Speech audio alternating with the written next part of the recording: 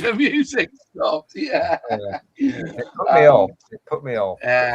so anyway, we've got Luke, we've got Zinny, we've got Barry, Simon, Brett, and John. John Alex emailed me saying he can't make it tonight because he's got family coming around, so he'll probably be there in his boxes and an apron on out by the barbecue there doing his pork loins and stuff like that.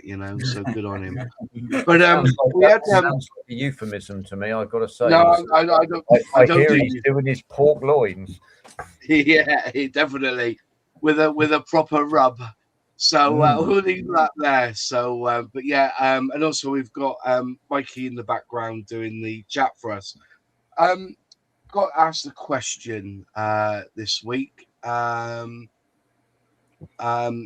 What scale model subjects are not being released or are missing from the workbench? And I thought actually, we've kind of talked about this over the time we've done these 184 episodes of Airfix and Chill.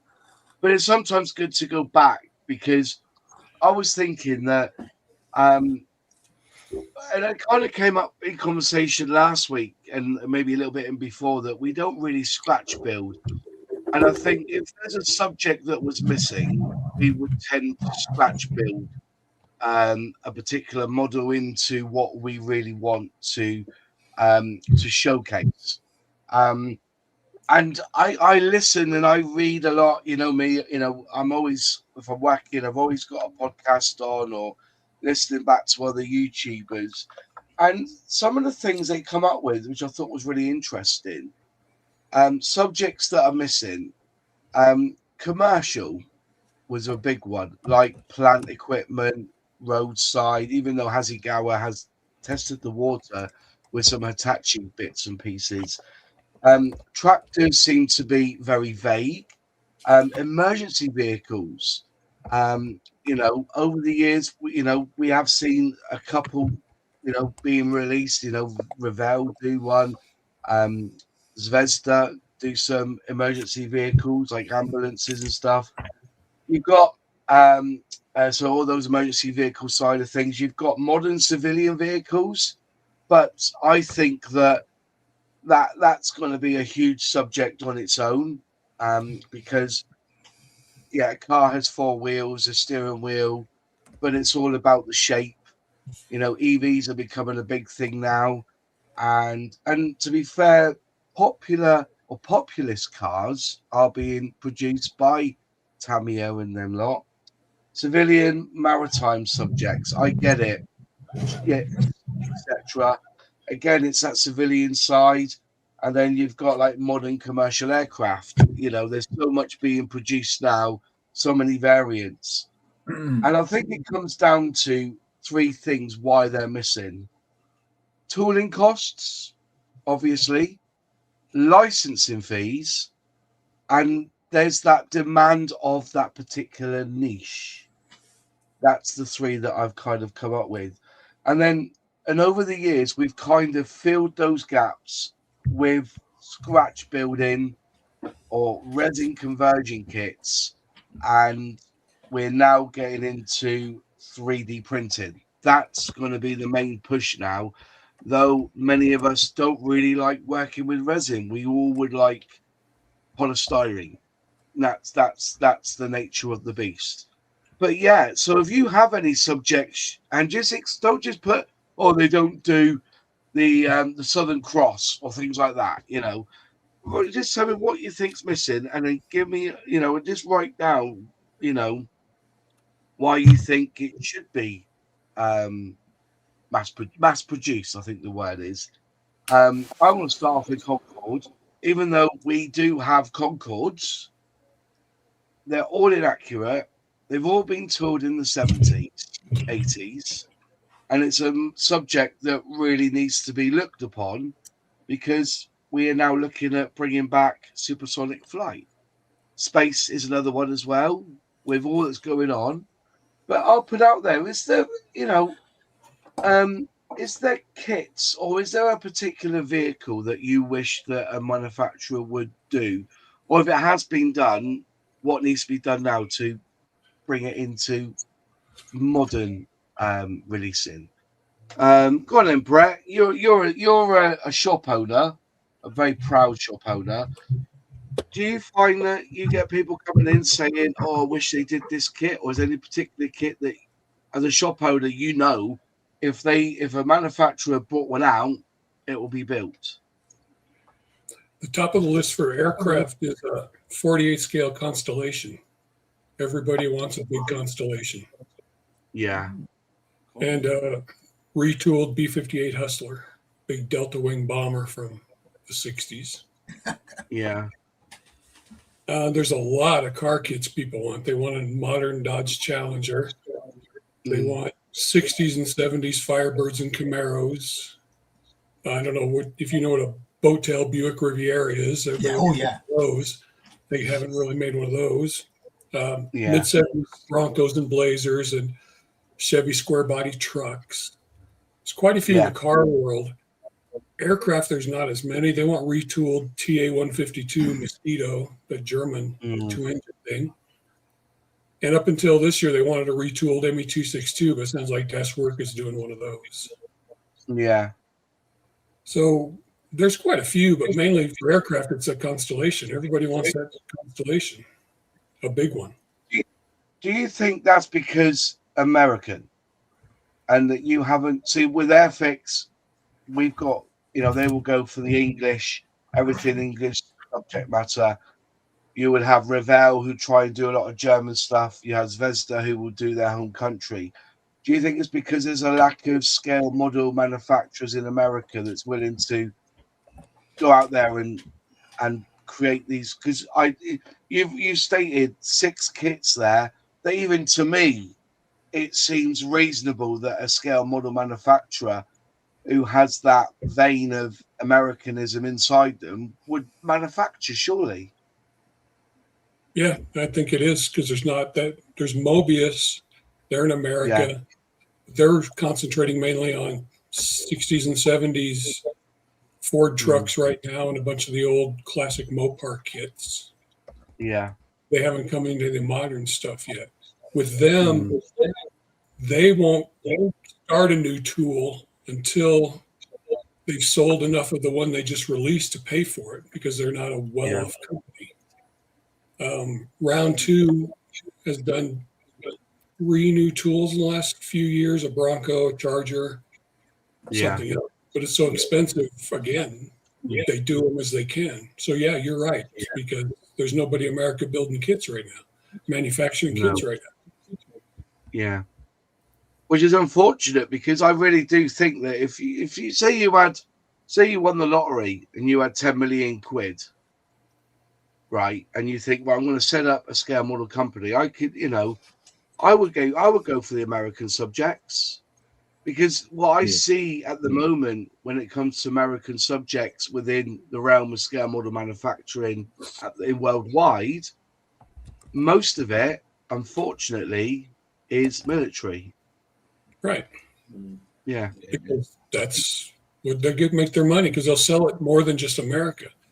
How many American cars do they want to build in the UK model-wise, or in Europe or Japan? Yeah. Over here, Japanese model cars are huge because so many people love the Fast and the Furious movies. Yes. So any neutral Japanese car that Tamiya does, or Hasegawa or Nunu, it sells great over here. I bet it does. The Charger they just released sold out. Yeah.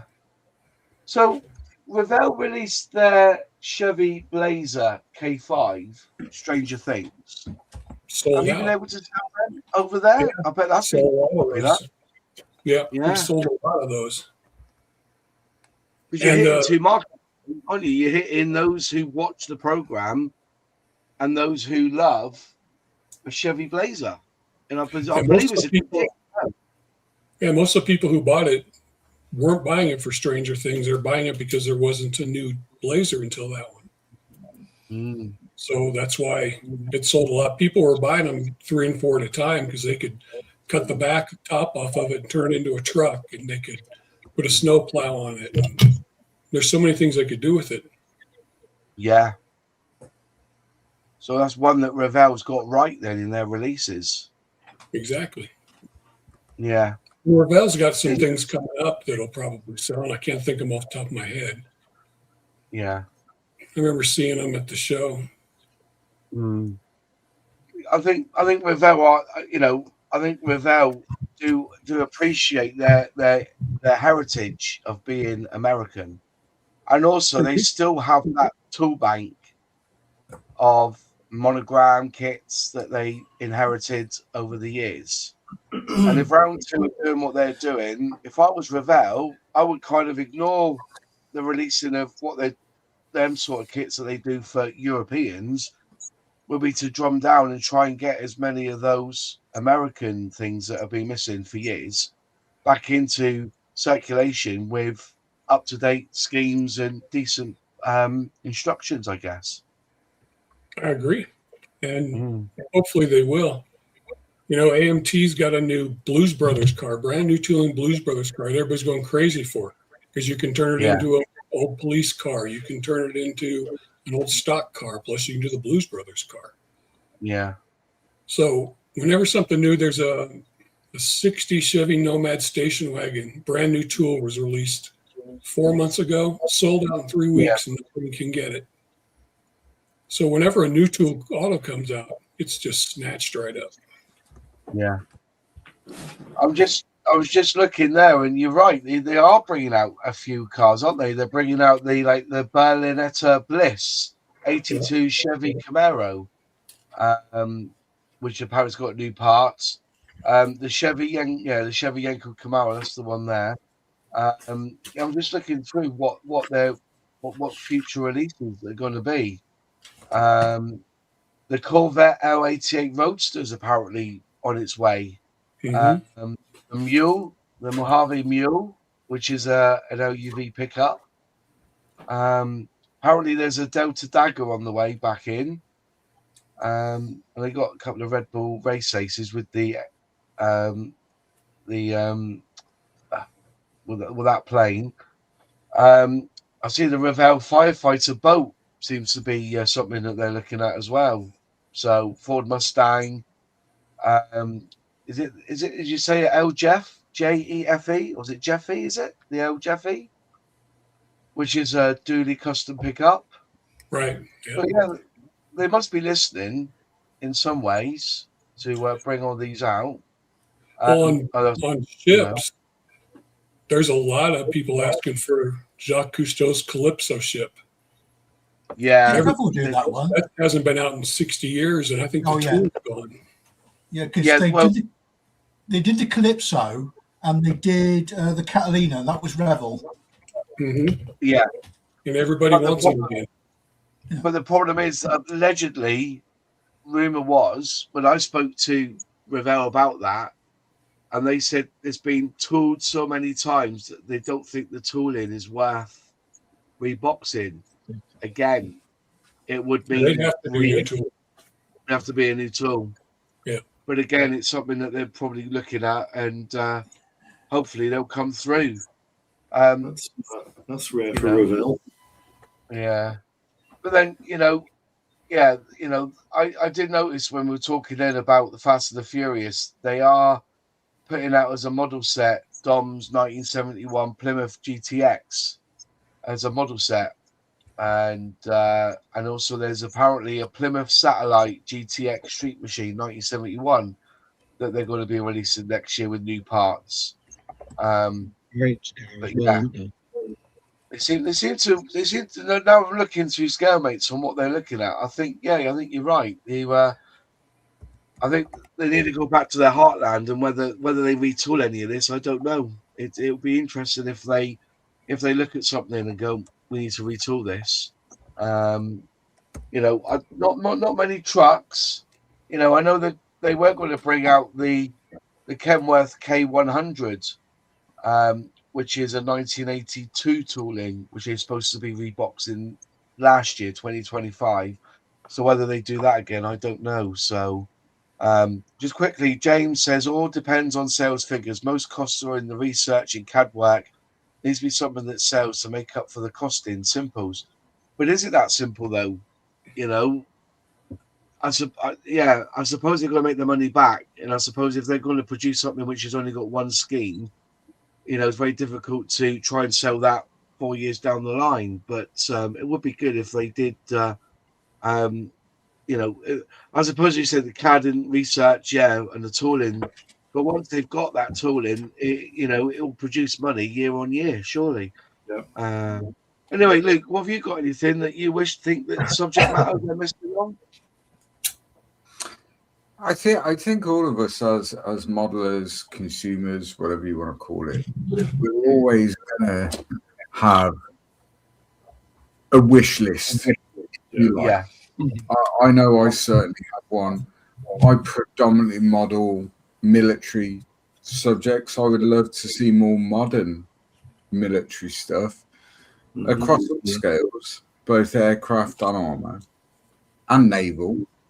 But the reality is, from a research point of view, a lot of the stuff or the more modern military stuff, it's all classified. Yeah. So getting access to these machines and these vehicles is problematic. And then you look up to things like commercial plant type stuff. Yeah.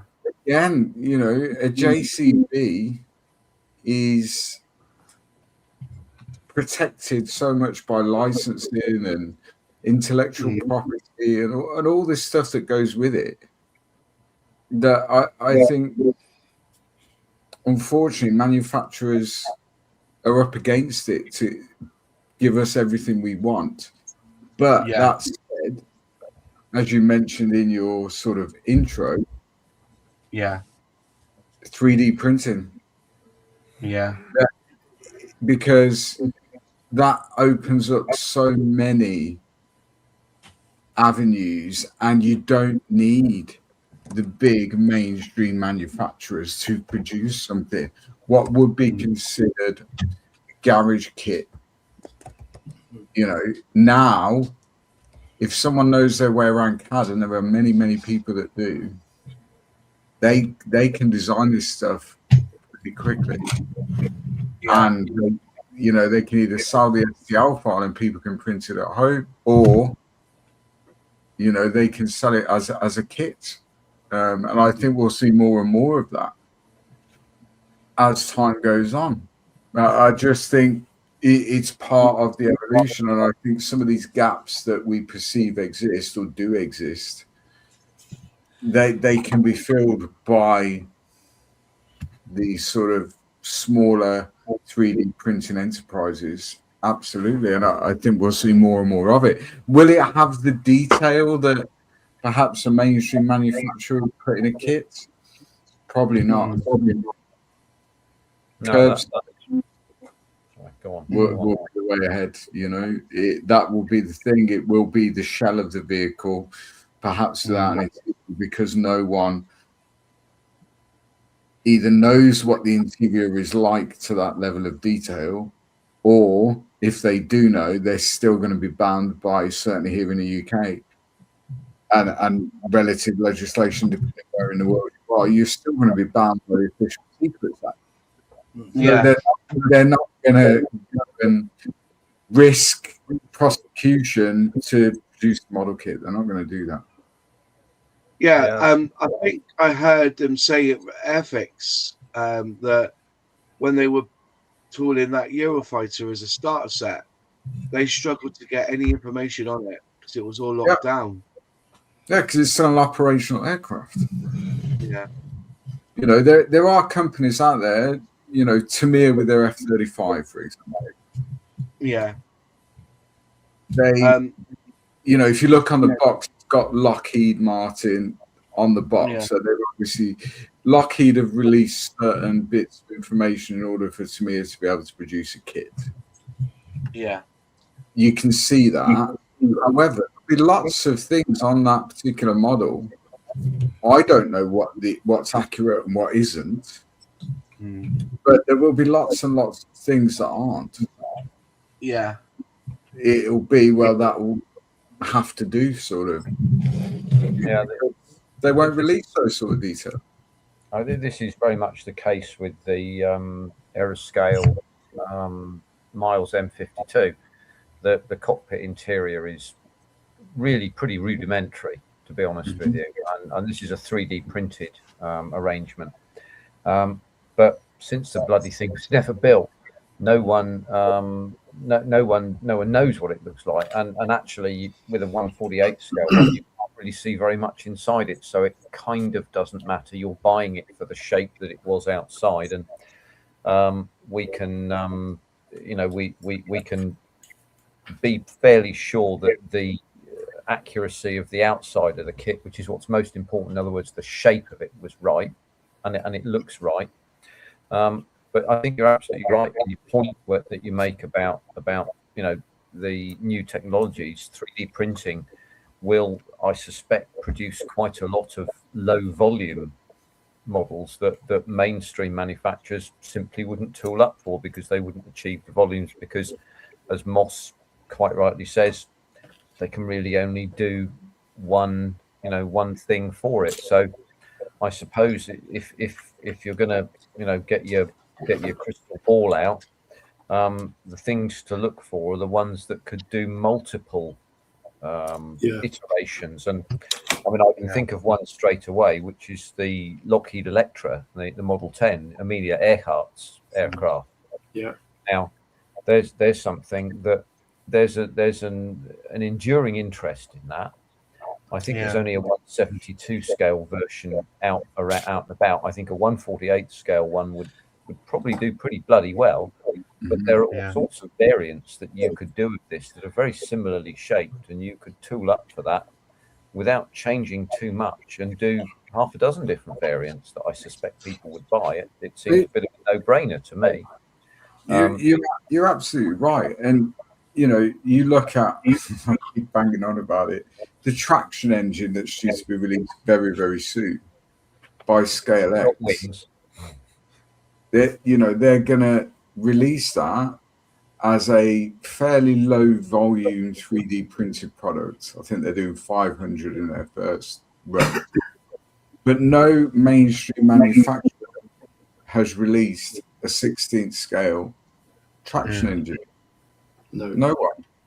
But 3D printing lends itself to that. Yeah. However, when you're doing low volume, large scale type stuff, that's going to come at a price. Yeah, I mean, it will change the way people look at things, and I suppose what you're likely to see, I think that one or two of these 3D people, once it goes a little bit further in terms of the development of the technology, may try their hands at 3D printing some really quite large scale stuff. And I mean, I wrote down something else here, which was the old Northrop XB-35 and YB-49.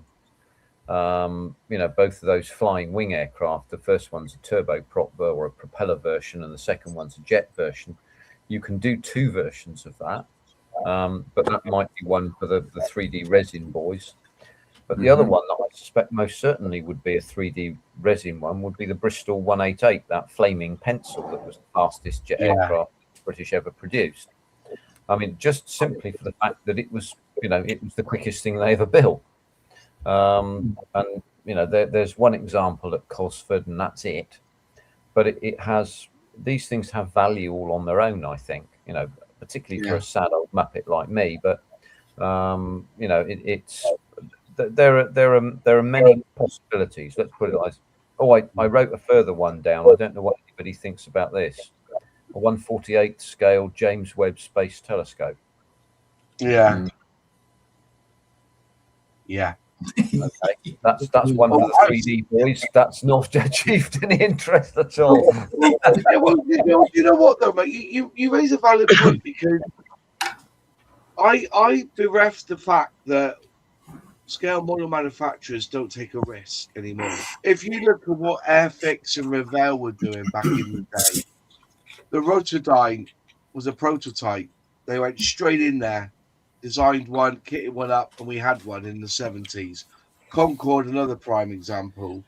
There's a lot of Revell did it with the space station. You know, they created a model of the space station. It's so inaccurate, it's unbelievable now, because it's been added to and added to and added to from when it was. I think the Skylab was pretty much on par. I think the Skylab one that they did.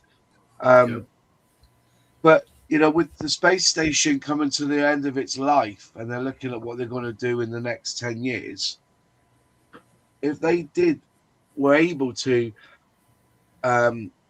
tool up a relatively accurate space station now, they will sell hundreds of them, thousands of them, because it's at the end of its life. They're not going to add to it anymore. It's at its pinnacle. But when they released theirs back in the day, I think it was in the 90s, maybe late 80s. I can't remember. We all built one because it was the space station, and it was international. But we do miss that. You don't see many prototypes being created in the sphere now. But back in the day, it was like that. You know, they would race to get it out. You know, the Columbia, the space shuttles. You know, the Vostok, things like that. You know, all these things that were put out there as prototypes. You don't see it so much now. I think Italeri had a little go with it. You know, did they bring out was it the Comanche, the RAH-66 helicopter? You know, the one that I think that the one that was based on the prototype was based on what they used to find Osama bin Laden, wasn't it? It was that sort of helicopter. You know, it was like £6 billion worth of research and development, and they said, "No, we're not going to bother with it. That's just one of those things." But it was a prototype. You don't see much of that, and those are the things that excite us because it is top end tech. But I think Italeri and I think Tamiya released it as well at some point. I think Bell as well, didn't they, Moss? Yeah. What you were saying about the space station, Moz, there's talk of putting a moon base, isn't there? But on the moon, actually, by 2030, is it? I think they're planning on it. So that's another thing that somebody could come up with. A manufacturer could come up with a moon base. I reckon that inspires a lot of people. I think to a point, the customer base is a lot smaller than when these manufacturers were taking risks. I think that's the first thing. And we're almost our own worst enemy. Because when a new tool is released to the market or whatever, the consumer base are demanding more and more the accuracy level, and all that stuff. So for a manufacturer to take a punt on something that could be inaccurate, they know that when they release that kit to market of whatever it may be, they're going to come in for a lot of flack around it. So they're almost safe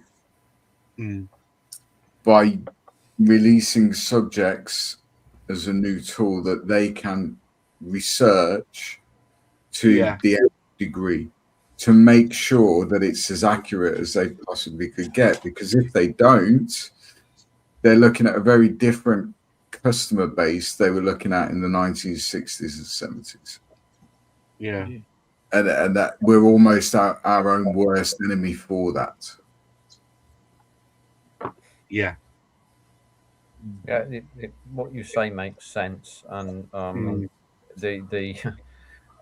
it's interesting to think that the consumer demand for more detail is actually sowing the seeds of its own demise in some sense. Absolutely. That's that's not a pretty thought in many ways. Although actually, at the premium end of the market, we're not really short of high-end products. You know, it's really at the more volume end of the market that it's perhaps becoming a little more difficult. You know, at 172 and 1/44th scale and those sort of things. There's not so many of them about, perhaps. And they're redrafts of old kits and stuff, which, you know, people I know like, and it still picks up new customers, I'm sure. But you know, we need we need that to be looked at as well, I think. So yeah. I get that. I do get that. You know, like beyond the box art, Brownie's on hire, mate. The issue with new tools these days is, unless it's mainstream interest, the more historic types will be 3D print only. No one would afford high volume tooling. I was under the impression that tooling was getting cheaper to manufacture. Now, quote me wrong here. You know what I was told, that your iPhone, when it first came out, was $600, okay? And then over the years, that price never went up. So, now it's at £1,000 for an iPhone. If you look back to when the iPhone 10 came out, it was $999. And a lot of these Pro models now are still around that £900 mark 5 years later. Yeah. So in my mind, like everything, with everything, TVs were £2,000. Now you can pick them up from the middle of Lidl for 200 quid. So I was under the impression that it's the tooling is not as expensive. Going by inflation, everything, tooling isn't as expensive as it once was. I just feel that that we're in a, what can I say? It seems to me that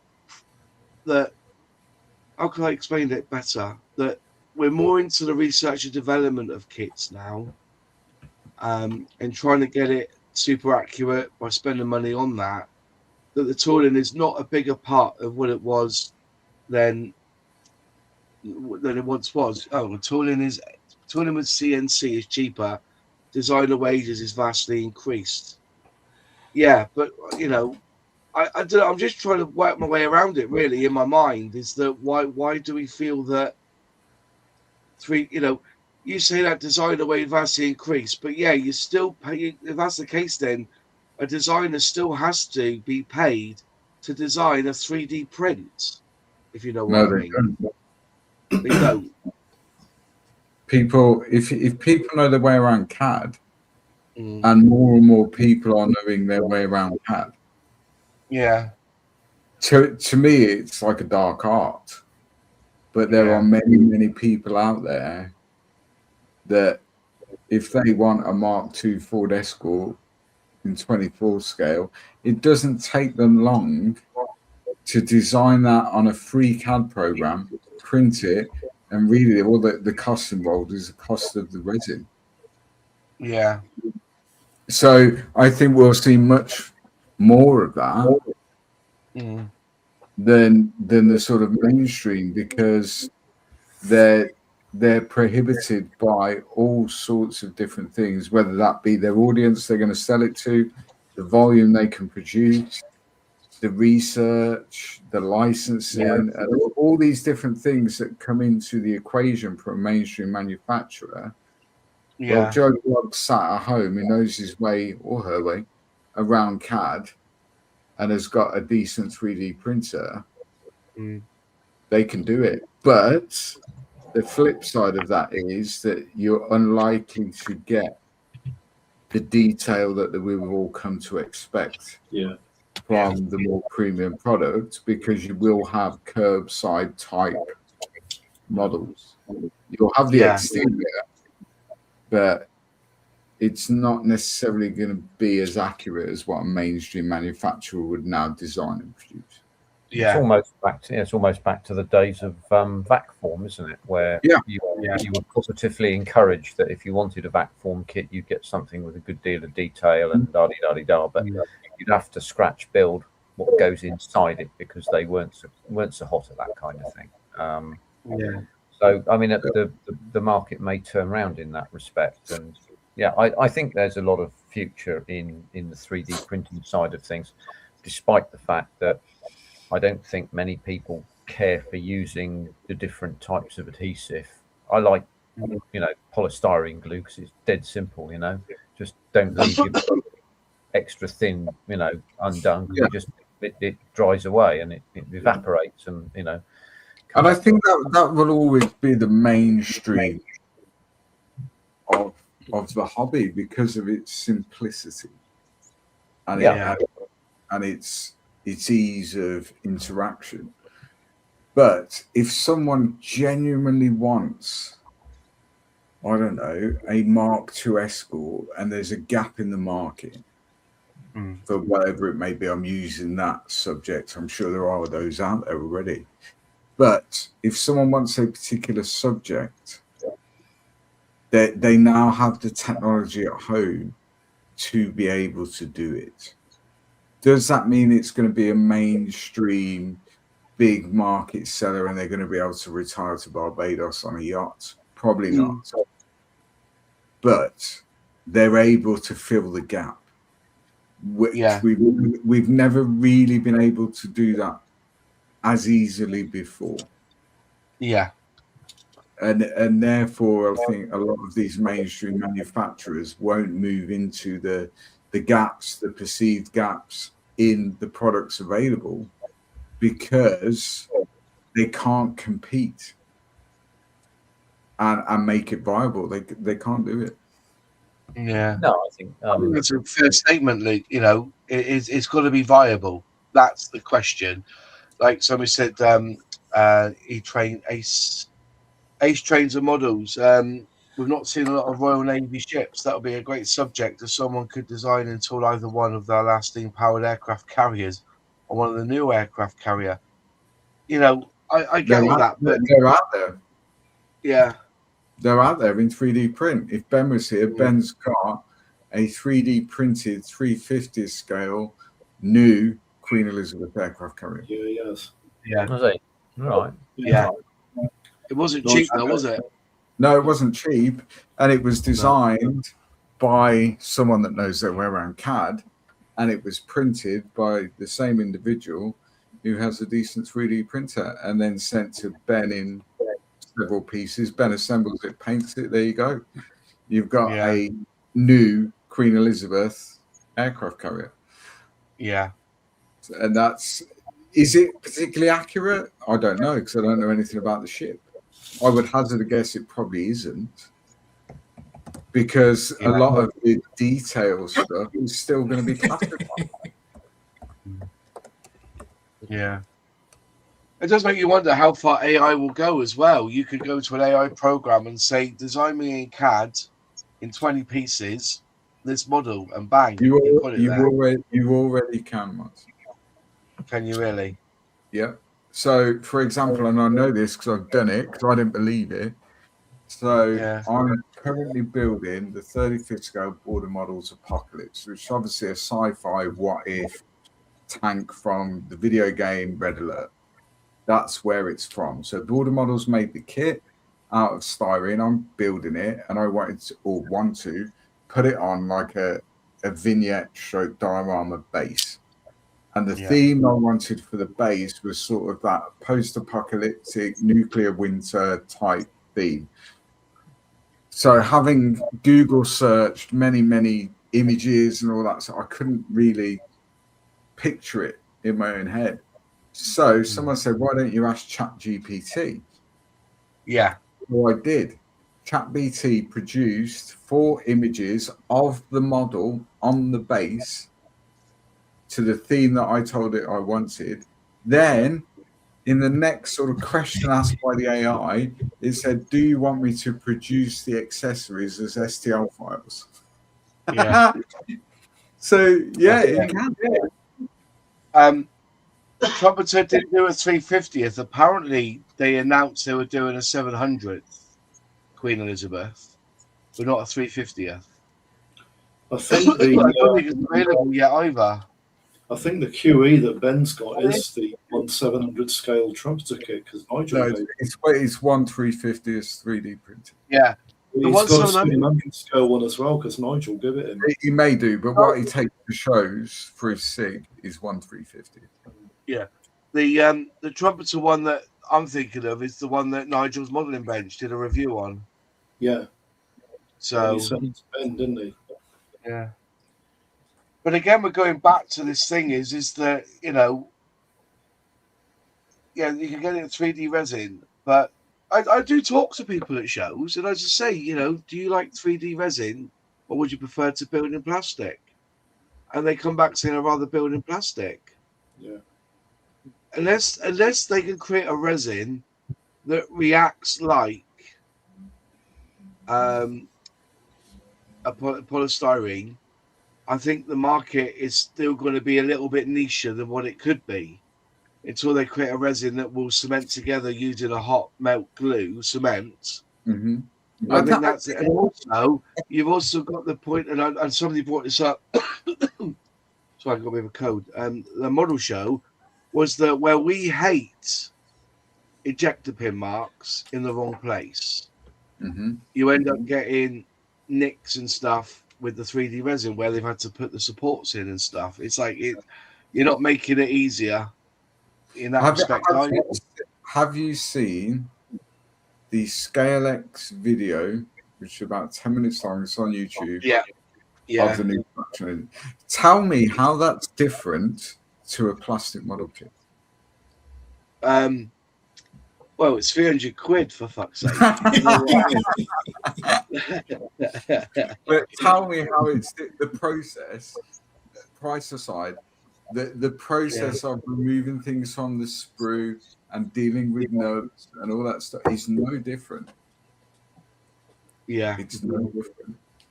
And as the technology evolves, I think a lot of it, myself included, styrene is our comfort zone.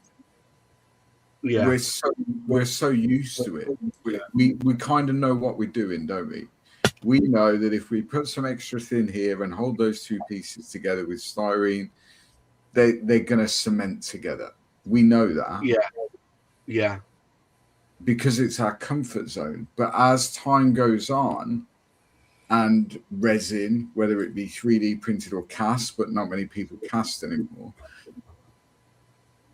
that will become more mainstream because people will start to understand how the material works with certain glues, certain cements.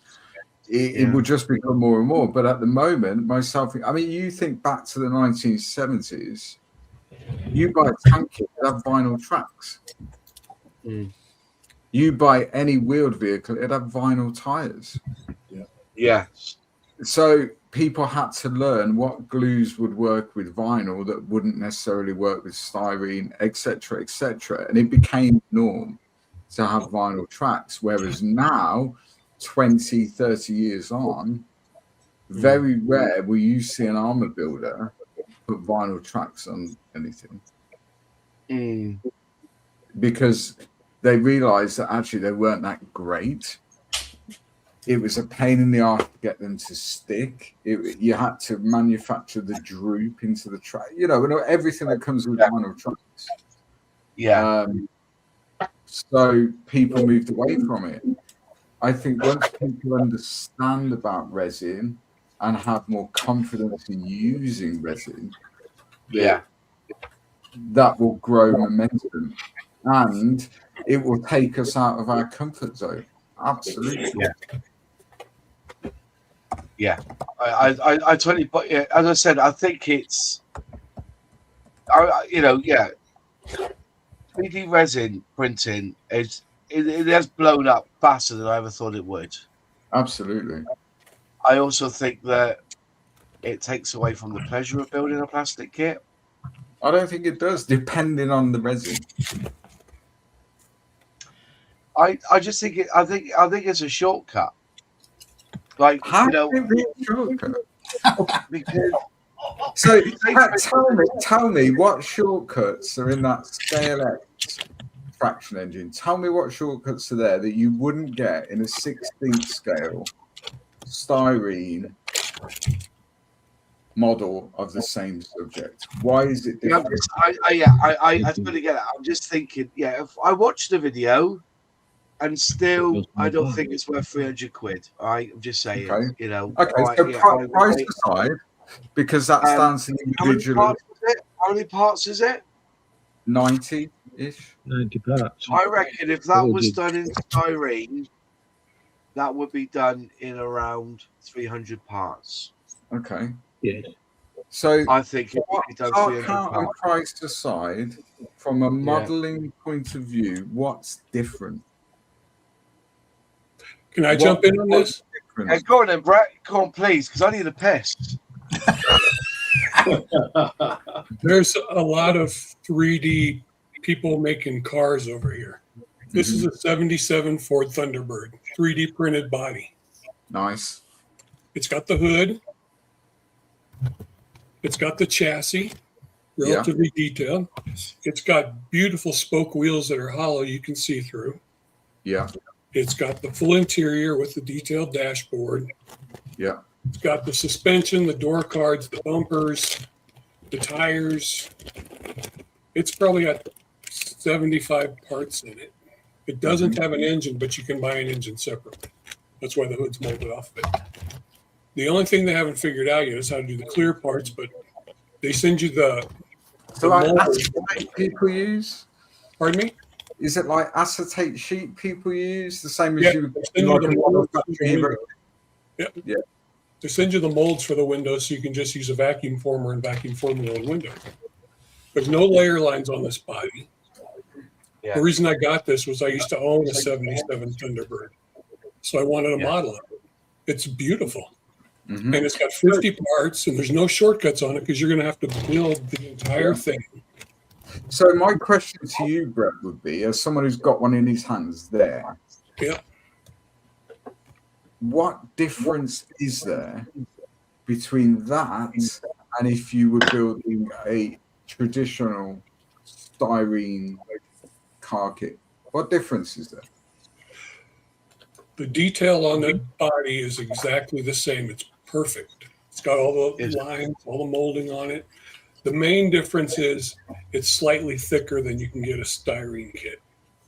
Okay. So if you're going to worry about that, you'll have to sand down the thickness of it.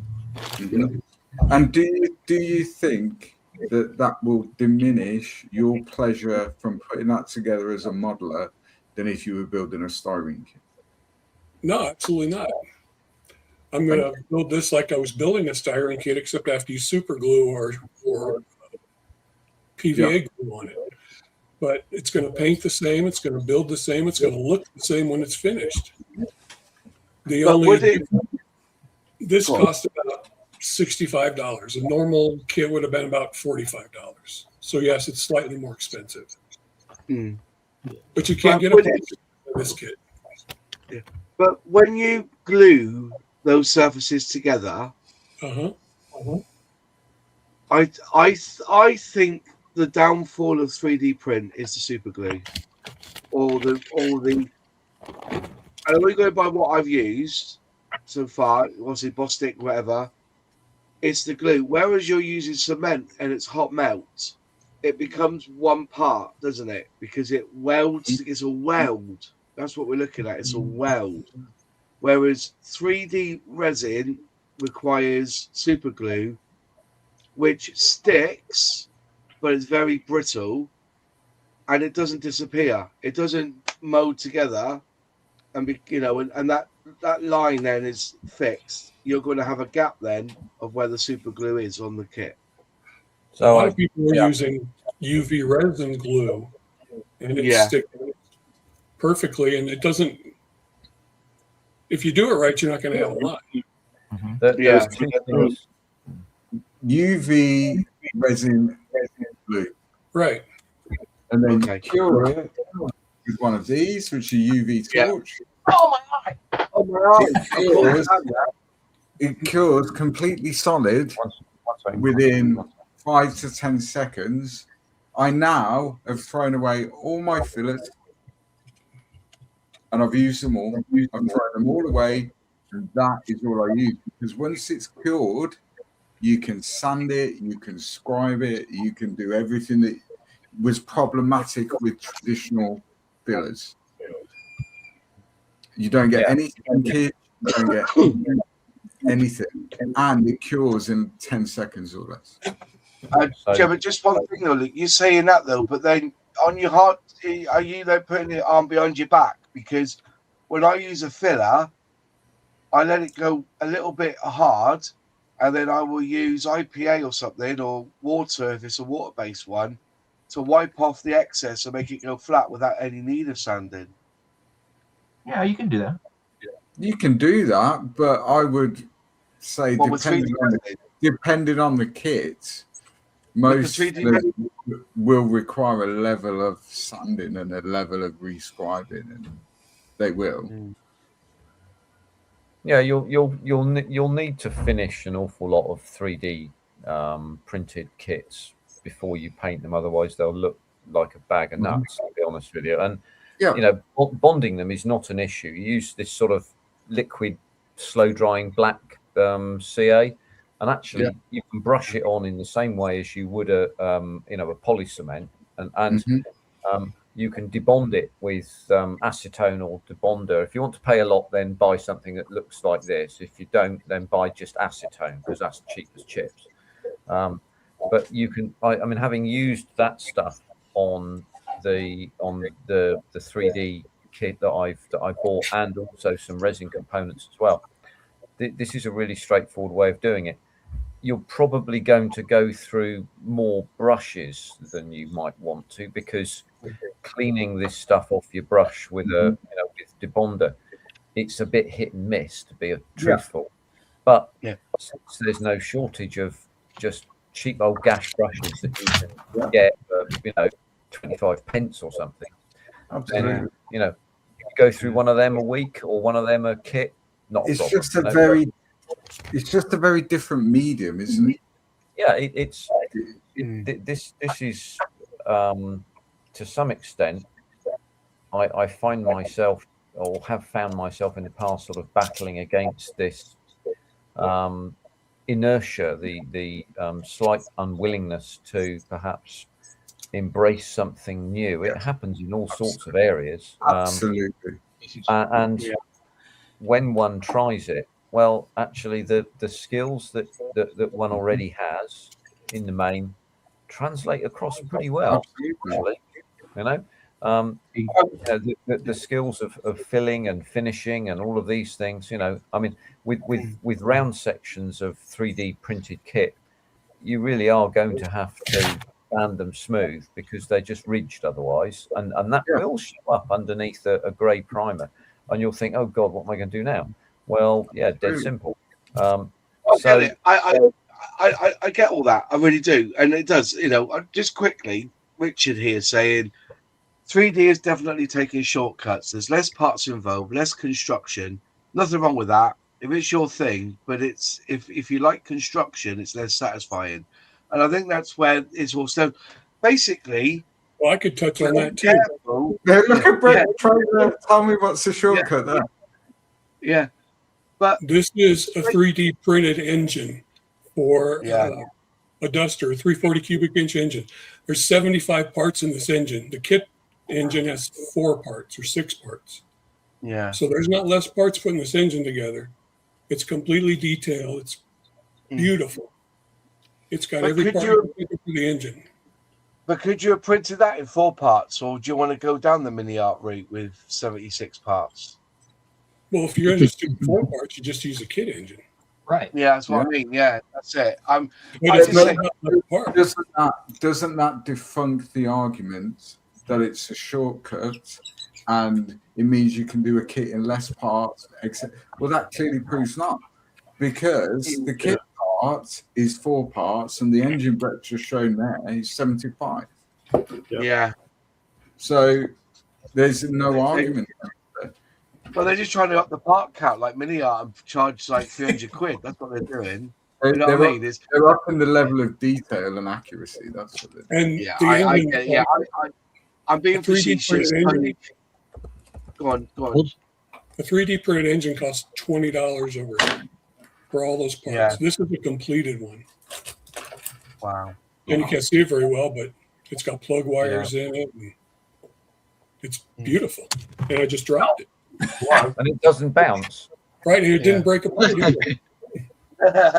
So I'm just going to say, it's Does it not disappear? with the engine.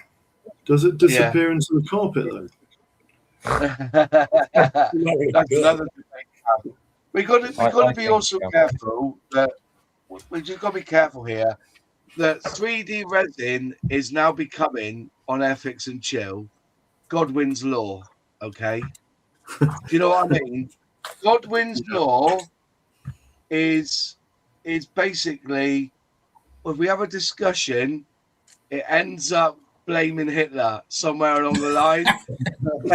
We're having these discussions here about 3D print, and every time we talk about a subject matter, we end up getting back onto 3D print, right? And it's good to have it because it's a new thing, but every time we go about the poll in the chat. The entire subject was about what's missing genre-wise. Yeah. I genuinely believe that mainstream manufacturers won't touch those missing genres or missing vehicles or whatever, because firstly, I don't think what I want, you might not want, Mars. What I want, Barry might not. What you want, Mars, Barry might not want that. Simon might not want that. They want something different. So it's a very personal thing. What happens in the 3D printing world is that gap can be filled way easier than it's ever been able to be filled before. Yeah. I mean, if you're that committed to a subject, you could scratch build one. Yeah. You could. However, that may be years and years of work. To get it to the level that you're happy with as a 72nd, 48, whatever. What's happening now and is coming to the fore is that, you know, you can make a mistake on CAD and you can fix it without committing. It's the modern equivalent of your paint mill. Yeah. And I would rather have a styrene model of the Thunderbird, but there isn't one available. Yes. And that's all it is. It's just an evolution. That's all it is. I don't think for a second that in 15, 20 years' time, we'll be sat here, some of us. Yeah. Not Jim, because he's older than Santa. But he's not much older than me. We won't be sat here going, oh, that's the death of injection molding and that's the death of plastic kits. However, what we probably will be saying is, look how cool this is, like Brett's just done with that engine. Yeah. Look how cool this is. I paid $5.99 for the SCL file. My printer's plug and play. It's a lot safer and a lot more user-friendly than it's ever been. And I printed it at home, and now I can put that in my injection molding kit and increase the level of detail and accuracy that I want from the kit that mainstream manufacturers cannot do at volume. Yeah. I'm, as I said, I am here to be what can I say? Proved wrong. I get that. As I said, 18 months ago, I saw 3D resin as the answer to my prayers on Photo Etch. But it just it's a monster now. It is an absolute monster. And it's advancing very, very quickly. You go back 18 months, people were printing stuff on, 4 or 6K resolution 3D printer. Now you can go out, you don't have to be, mega rich. You can go out and buy a printer that will print in 16K resolution. Yeah. Brett just said there are no layer lines visible to the naked eye on that body shop. 18 months ago, it probably would have been, and it would have taken a lot of time sanding those smooth and everything else. But now it doesn't exist. Not to the naked eye. Put it under a microscope, you'll see them. Really? Yeah. We don't look at our models through a microscope, do we? No, we don't. But that's what, you know, the thing, you know, at the end of the day, that you know, that's where we're getting to. That is going to be the, you know, for a lot of scale modelers, you will know, and I think manufacturers will do the same. Why go out there and tool up the, say for instance, Airfix or that BF 109G? Yeah. Why put that across 2 lots of sprues when you could chuck in a 3D printed Daimler Benz in there, like, you know, and you got to look at it that way, I suppose. Yeah. I think that, but then that hopefully will bring the cost of the kits down. But then when we're talking about missing subjects or missing genres, Yeah. certainly here in the UK, and people of a certain age will remember the problems that occurred in Northern Ireland. Yeah. That's in living memory for a lot of people.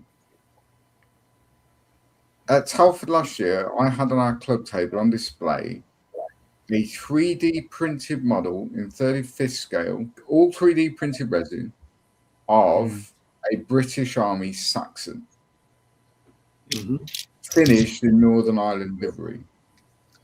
The amount of interest that got as a model, because the amount of people that would come up to the table and say, who makes that? Because no styrene manufacturer makes that kit. Because take that kit and market it in the US, no one's interested. No. Yeah. Because essentially it's a bit of a big green box on 4 wheels and it's not an interesting model. So the mainstream won't touch it. Yeah. They won't touch it. However, what the company that did it, and I won't mention them, even though they're great, they said, well, we can do that as a 3D printed model kit. Yes, I had to learn some skills about what glues to use and how to do the clear parts, you know, and all that stuff. But once you've learned that skill set, you then don't have that trepidation about a 3D printed kit. No. And I think a lot of it comes down to, as I said, our comfort zone as modelers. We like styrene. I'm building a 1972 Esky tool at the minute. And that's got vinyl tires and vinyl seats and vinyl fucking all sorts on it. It's a nightmare. But afterwards, once I figured it out, even down to what paint do you use on vinyl, because it comes off. However, someone said, why don't you key the vinyl with a light sanding sponge? Works brilliantly because it gives the paint something to bite into. You know, it's all that sort of stuff, isn't it? It's just learning a new skill set for the subject that you want to model. That's all it is. Yeah. I'll be keen on aftermarket cheaper decal sets or plug idiot proof system to do your own. Perhaps that's a market for someone to explore more. Yeah, there was one here. Coming back to the shortcut loop, if my Tamiya 112 motorcycle uses much more 3D printed parts and it's 50% less parts, I personally would not like it as much as when it's done in styrene. And I think that's, if you're a plastic purist, which I'm going to call you now, I think that's a statement. And Jim's raising his hand here, so we'll better let the OAP have his 10 cents worth. No, he just needs a toilet muzzle. 12 scale, perfect example. 12 scale Tamiya motorbike. I have a Ducati. There was a cat markings done for it. That's not one of the main races. It's like a lower class of MotoGP racer. But a gentleman out of Taiwan made exhaust, the new racing fairing, the new, I don't know, 3 or 4 different things for that bike. And to date, it's probably one of my more challenging builds to get the 3D parts to fit than using a Studio 27 Ultra Detail set on my Monster Yamaha bike, and all that different materials used to show all the wiring and the engine with all the cowlings off. Just getting that those parts painted to look like metal, and then getting them to fit, and it was a chore. And I'm like, you know what? I'm probably not going to go down the 3D printed parts list again, at least with motorcycles, just because it was too much of a pain in the butt to get the parts to fit. Now, does that mean I'll never use 3D? No, of course I will. I'm a res kit whore. I'll admit that, you know. But I think 3D has its uses. The two largest being, nobody's going to do that steam tractor that's coming out, and so it lends itself to subjects that are never going to be done in plastic injection. Yeah. And two, for detail parts. Do I have the time as a 61-year-old elderly gentleman that's on death's doorstop, you know, ready to go here at any minute, to get a rotor head off a 35th scale Seahawk and do all the wiring and do all that stuff with the kit parts? And the kit parts aren't ever going to have the fidelity that a 3D resin printed one from ResKit has. And oh yeah, I can pull it out of the box and it's all right there. And I can snip off the supports, hopefully don't break anything. And once I'm there, now I'm home free. All I have to do is paint it and put it on, and I have a great looking kit. And I think for most of us at the end of the day, what are we really after? Is it a shortcut? Is it a, you know, XYZ? No, it's the finished product. Whatever product can help us get to the finished end of our model to make it look better to us, the buyer of what said products. And then what's the problem? Well, I'll buy that stuff all day long. Quinta Studios, is that a shortcut? Yeah, but I would argue that, man, it sure looks the part when it's in flight. It's going to be a lot easier to use and look better in the end than anything that I could ever produce on my own. So, I mean, Quinta Studios is a classic, isn't it? So if you've got one F16C next to another F16C, and I hear this argument all the time. Oh, well, if you use Quinta Studios or Red Fox, your cockpit's going to look exactly the same as my cockpit. Yes, but on the real aircraft, the cockpit looks exactly the same as the other one down the as the one next to it. Yeah. It's exactly the same. Where you can individualize your model. So Quinta Studios stuff, for example, will take a wash. It will take pigments. It will take. So if you want to weather your cockpit for the environment that you're trying to depict that aircraft operating in, then you can do so. But the fact remains that the cockpit, when it comes out of the factory and in that particular aircraft, is the same as the one that's parked next to it. It's no different. It's the same. I mean, theoretically, the only difference between two aircraft sat next to one another is the weathering. Yes, absolutely. And that's where you can individualize your model. Yeah. Because aircraft is it, you know, they didn't really do field modifications to the cockpit and start ripping buttons out and levers and screens and all that sort of stuff, did they? You know, because the aircraft wouldn't work. So I don't see that argument as being valid, really. Yeah. Because the level of detail, and it's not easier, and it's not a shortcut, because if you want to use a Quinta Studios cockpit there, generally what you would have to do is start removing surface detail from the molded part to get it flat, rather than just slap a decal on it.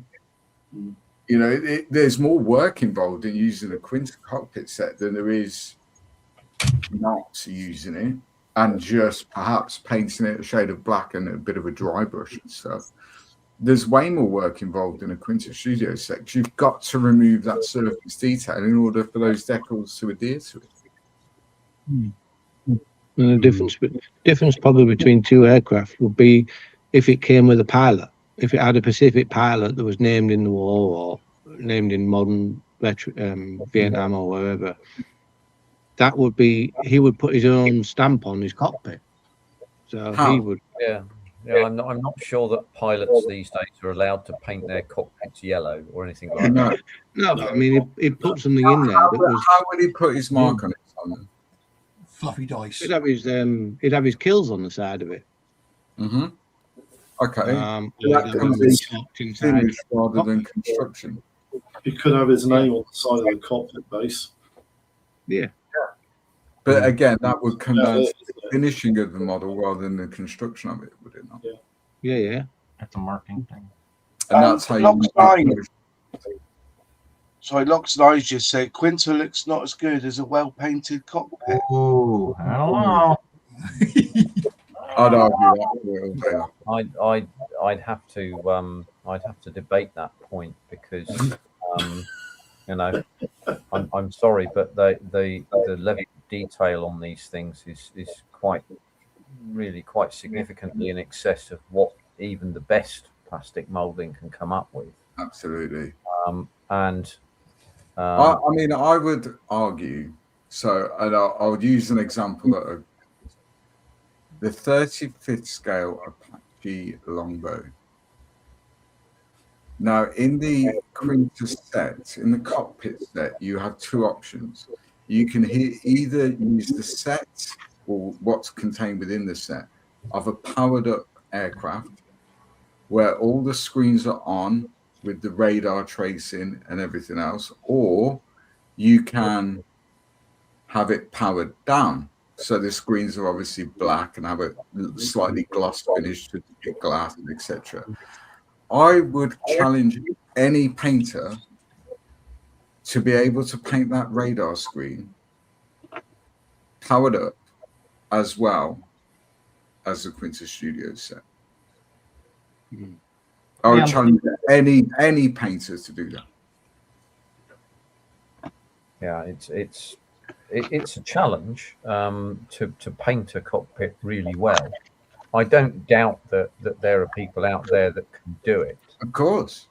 And one can aspire towards that, but I'm not even close to there right now. Oh, hang on. Nurse, he's out of bed again. Paint that. I reckon I could paint that, Jim, easy. You're a better man than I am. I could do a better job than that. Somebody probably could out there. Somebody could give it a challenge. Do they do Quinta sets for World War I aircraft? They do them for lots of things. Yeah. But I'm not positive. I don't know on World War One. They'll do dashboards for some vehicles, I know. Because they're quite, I know World War I aircraft are quite, crude, aren't they? Rudimentary. But they're still glass styles, Mm-hmm.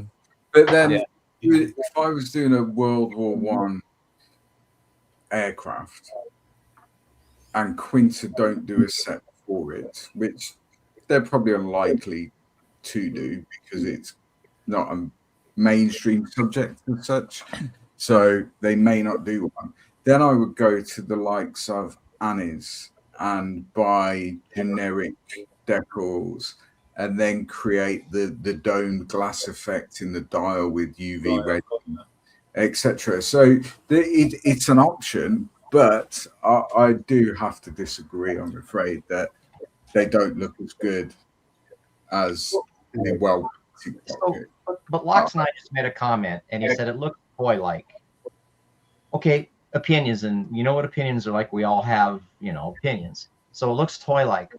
Okay, if it looks to me, somebody that hand paints a cockpit looks more toy-like because you can go buy a toy off the shelf with a cockpit that's been painted by somebody in another country because they're making a toy. They're doing the same thing I'm doing. You use a Quinta cockpit that has been photographed of the real thing, and this gets back into a little bit of what they were talking about last week as far as realism and interesting and things like that. And I err on the side of realism. I'm going to use something that gets me to the real part because I'm trying to create something that is been miniaturized, put the 1-to-1, put in the machine and scrawled and scaled down. Okay, that's what I'm trying to accomplish as a modeler. That gets me to that point much quicker and accurately because they've actually taken pictures of the real aircraft cockpit and printed them in 3 dimensions to that end. That's why I would argue the other way. I would think painting my own cockpit looks more toy-like in the end. Would it bring you more personal satisfaction if you could do it to a reasonably well? I mean, you can paint it and you can mask your panels and you can come in with the wash and you can dry brush and you can shade and you can go do all that.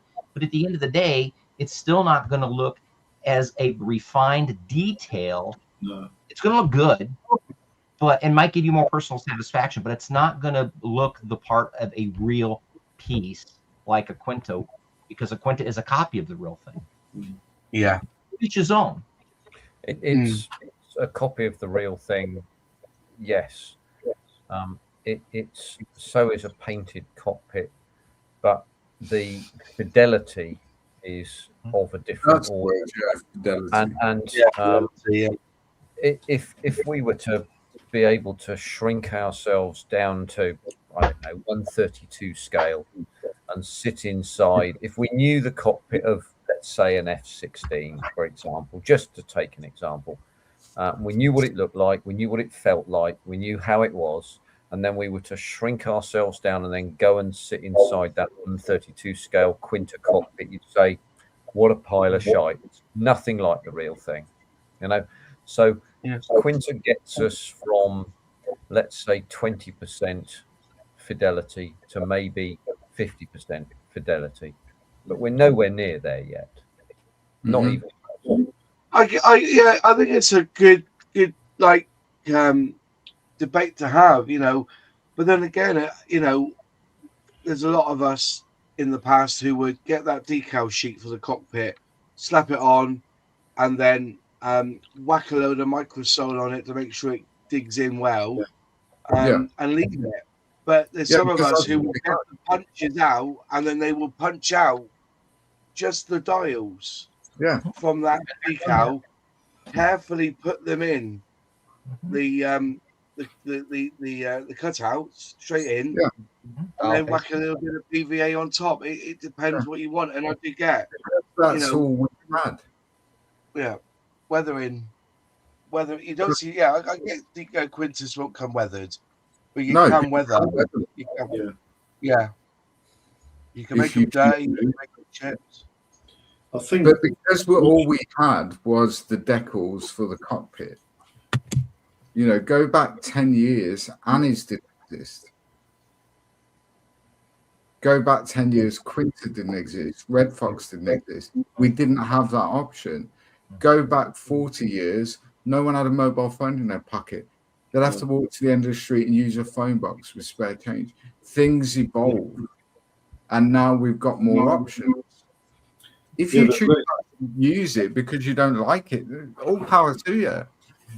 But Jim has chosen in that particular kit to use the Quinta set because it's as accurate as he can possibly get it with what's available to him. And I don't think it is a shortcut. Having used all three options, whether that be 3D printed decals such as Quinta, Annie's, or decals from the kit and cutting out the dials, I don't think it is a shortcut. I don't think it saves that much time because you've got to make sure your surface is completely flush, and that's not an easy thing to do. I can kind of see both. I definitely see both. I just see it as an option, not a shortcut. It's an option that's a shortcut that gets you to, or at least for me, gets me to the end of the I want of more realism. Now, Annie's, great stuff. And if the modeler wants to go to that tree, there's nothing wrong with that. And it will look cool. But you're only making dial or switches and knobs with a lot of the Annie stuff. You know, I don't know that you get the fidelity of all the dials and the printing that's on all the dial faces and everything. You may, I don't know. I don't buy Annie stuff for a couple different reasons. But it's, at the end, hey, isn't it nice that we have these options to say, hey, I want to scratch build a cockpit, I want to paint a cockpit, I want to use Annie stuff, or I want to sand it all down, and I want what I think is the most realistic thing out there. I'm gonna go with the Quinta stuff if they make a set for this particular project. It's great to have options. But Jim, Richard made a very valid point in that last comment that was put up, because you should have the right to decide which way you want to do it, and it isn't a crime whichever way you choose. Absolutely. Absolute point. Where we're getting hung up on is the use of the word shortcut, and that's viewed as a bad thing. I don't say it. It's just like the term rivet counter is, and that's a bad thing. It's automatically assumed that's a bad thing. It's like, no, I mean, rivet counters point out deficits that because they have a passion in whatever subject X, Y, Z. Same thing with this. Is it a shortcut? it's just another tool in the toolbox.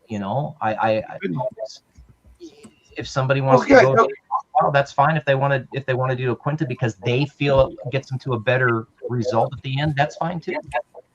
I think at the end of the day, there is going to be this market for those who want all these, we'll call it aftermarket. Yeah. It's photo etch.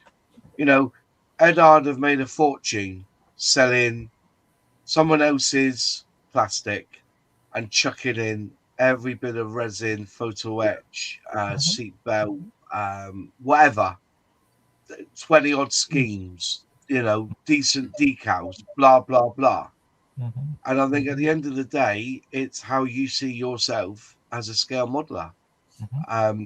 I don't go into the depths of what some scale modelers do.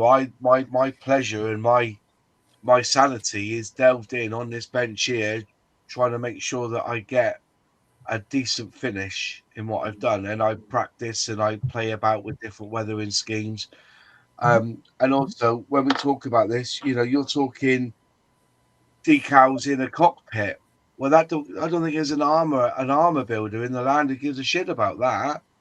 What they want is how the tracks look, and I'm seeing more and more now people buying already made 3D printed track that all they've got to do is wrap it round and then paint it and weather it and make it dirty. And they're willing to pay more than what the bloody kit costs itself just to get those tracks, because they don't want to be spending night after night 900 parts sanding, filing, gluing, pinning a track together. So at the end of the day, go back 5 years. Yeah. Not me. If you were building an armor kit, chances are you would go out and buy something like Thrall tracks. Yeah. And yes, you would have to spend a few evenings pinning those together and etc., burnishing the metal, etc., etc. The evolution over the last 5 years is now the technology exists where you can buy 3D printed resin tracks that you don't really have to do all that. You might have to pin them together, but it's a lot more straightforward. It's just an evolution. It's just an option. You can still go out and buy full tracks if that's your thing. Yeah. It's just an evolution. But I think from what I've seen, heard, and people I speak to, there is an element of the community that will criticize the modeler for using resin tracks instead of Thrall tracks, or using printed decals in a cockpit rather than painting it. And what Bearded Veteran is absolutely correct in what he says. It should be fun. What we're doing should be enjoyable. However, what is enjoyable to Jim may be very different to what's enjoyable to me, or maybe very different to what's enjoyable to Simon or Brett or Zinzan or whoever. So the fact that we have multiple options to finish or build a project in the way we want to do it, which is fun for us, is a great thing. When you come in for criticism for 3D printing parts, or you come in for criticism for using a 3D printed kit, or you come into criticism for whatever it may be, new technology, then that's a problem. That's gatekeeping. Well, we didn't do it like that in our day. Yeah, guess what? In your day, you went to the end of the street to make a phone call, and you needed to know someone with a phone, but now everyone's got a smartphone in their pocket. It doesn't matter. Things change. Things change. Yeah, I think everything changes. Yeah, I think everything changes. I get it. I know. So, and like I say, I like to feel that I'm a bit of a plastic purist, and I get all this stuff's coming in. And don't get me wrong, I have tried it. Somebody said the other day, I was talking about all the accessories you can get from Tamiya to put on your tanks. The jerry cans, the bags, and everything. and Mini Art are doing the same. But I don't think Tamiya will go back over that tooling. They'll still sell that for £7 a pop, that sprue. Yeah. But I don't think they'll retool it because they know that if you are going to want to buy these jerry cans and stuff now, you would buy the 3D prints like you get here from 3D Gizmo, the storage set. You know, it's hard work. To be fair, to get all those lumps and bumps and everything, that's a job of a sculptor. That isn't, you know, if you look at model kits, most of it's all done with lines, isn't it? You know, CAD design. But when you're creating things like this, you know, that's why when you hear Airfix say, well, why didn't you put a figure in that 124 Spitfire? They tell you straight and say, I'm a CAD designer. I'm not a sculptor. You know, you would have to create a sculpture of that, and then, you know, it doesn't work. No, it does work. Why, you know, pardon? It does work now. Yeah, I know, but I'm saying that when they were talking about why they didn't put a figure in the Spitfire, that Chris said, I'm not a sculptor. I am a CAD designer. And I understand that. And this is back to the evolution argument. Because go to any large model show now in the UK, what's one of the things that you'll see there? A 3D scanner. And you can stand in that 3D scanner and they will produce at whatever scale you want a 3D printed figure of yourself. Yeah, they will. So the technology exists. It's just very much in its infancy. Ask 3D Gizmo if someone sat down with some clay and sculpted those. No, they didn't. They designed them in CAD. They designed them in CAD because it can be done. And as we sit here today, it's very much in its infancy. But when we're sat here in 15, 20 years' time, it will be the norm. The same as how many people remember the first mobile phones that first existed. You know, they were the size of a house brick. You had to have a battery the size of a briefcase. And it had a life of about 2 hours. And all you could literally do was call someone or receive a call. Look now how quickly that technology has developed. And modeling is no different. There will be an evolution of stuff. And we either embrace it and we use it to the best of our ability, or we don't embrace it and be the plastic purist. And if that's where you get your enjoyment and your fun, all power to you. That's why you're doing it. It's a hobby. But for me, that if they can increase the level of detail and they can increase the realism, and this, for example, which I'll show you now, I had an idea for the Border Models Apocalypse where I wanted a propaganda tower with loudspeakers on it.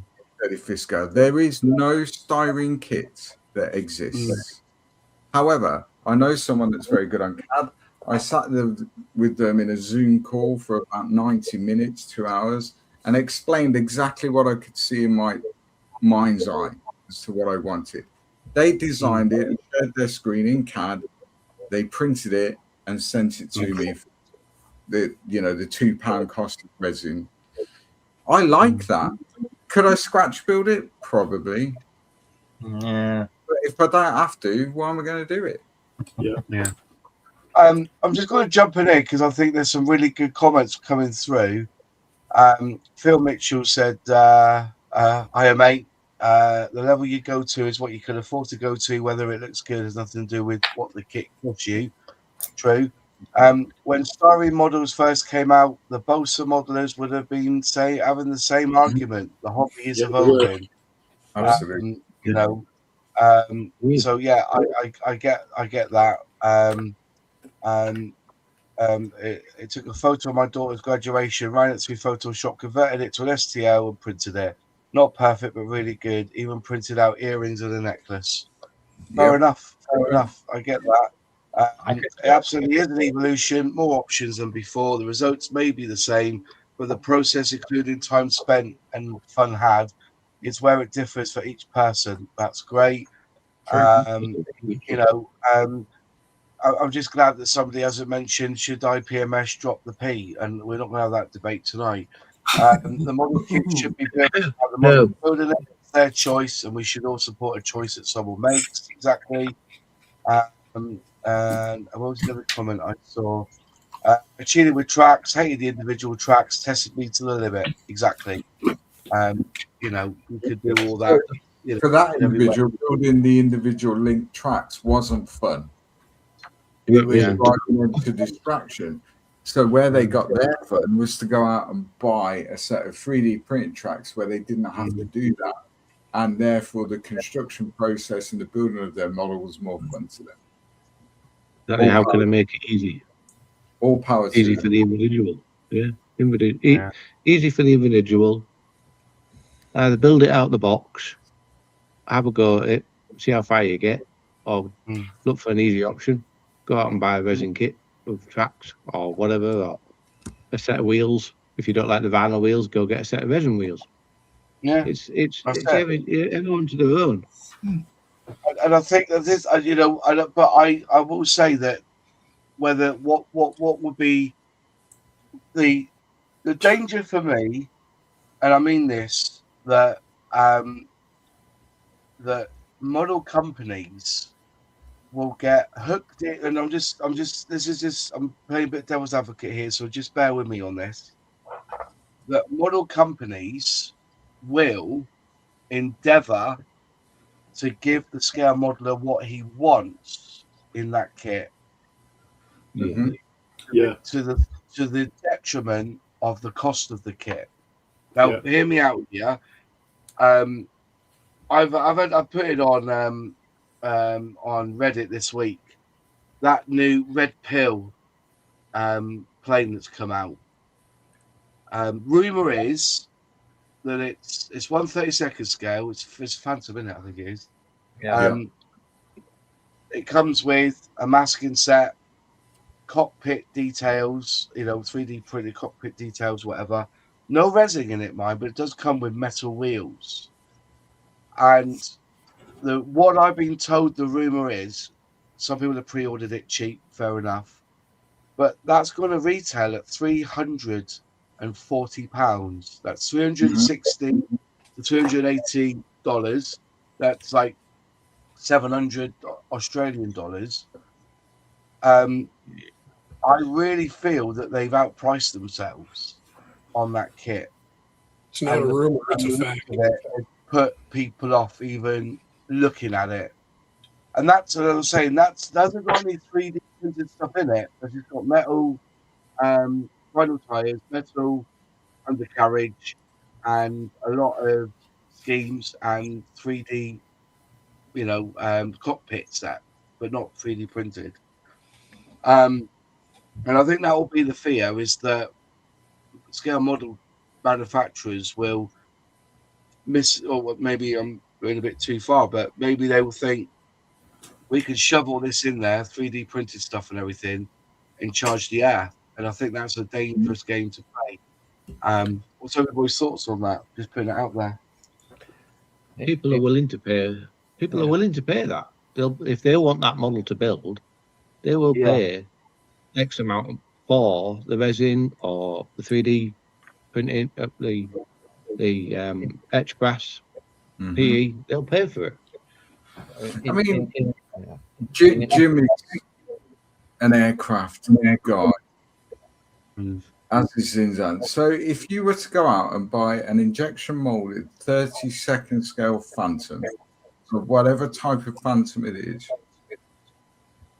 you'd have the cost of the kit, but then in all likelihood, you would source some aftermarket for that kit to increase the level of accuracy, detail, whatever, whether that be a cockpit set, seats, exhaust cans, whatever it may be.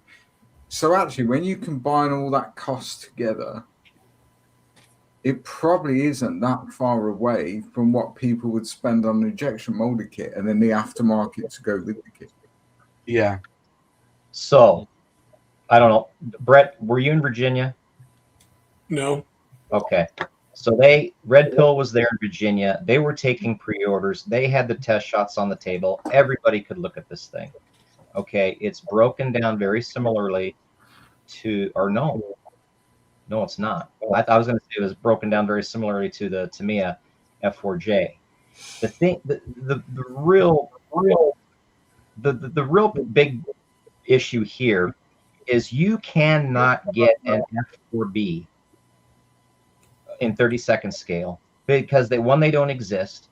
Two, the closest and easiest way to get to a B is to find a long out of production cutting edge conversion, because the wing is completely different. Mm-hmm. Okay. And so, and the gear is different, and the wing is different because the gear is different, and the wheels are different, and the engines are different. And so the antenna configuration on the radome and the tail are different. So to get a true B, you're just not going to be able to do it. And now you have it all in one convenient package. Is it expensive? Well, yeah, it's expensive because it's not Tamiya. They're not the Red Pill. This is their very first kit. They have multiple hundreds of thousands of dollars invested in tooling in this one kit alone. The last number I heard was at least $300,000 they've been out so far, and it's probably more than that. Just to produce this kit. So now they've got to try and at least recoup most of that cost, so they can try to come up with more tooling to do at least other versions of the F4. So as their first venture out of the box, they've decided to go with an F4 that's not offered in this scale by any manufacturer. Hopefully to make to be able to continue on with the line. So I personally, would I buy it? No, because I don't have room for 30 seconds. I'm trying to wean myself off of it. But for the price that you get and how many sprues and how much plastic and how many options you get, some things I wish they probably would have printed or went out to Cartograph for their decals. They didn't. They printed them in house, so that can be suspect. But the breakdown of the seats is nice. There's a bunch of positives of this kit, and again, the biggest being the ability to get a true B model F4 that's not in existence. I mean, to go back to what you said, Maj, your fear is that manufacturers will go down this route of producing real high quality kits. However, they will come at a premium price and therefore exclude a lot of people from the hobby that perhaps can't afford it or justify spending that much on a model kit. And I understand that. However, the majority of the adult population in the UK drives. Yeah. And holds a driving license.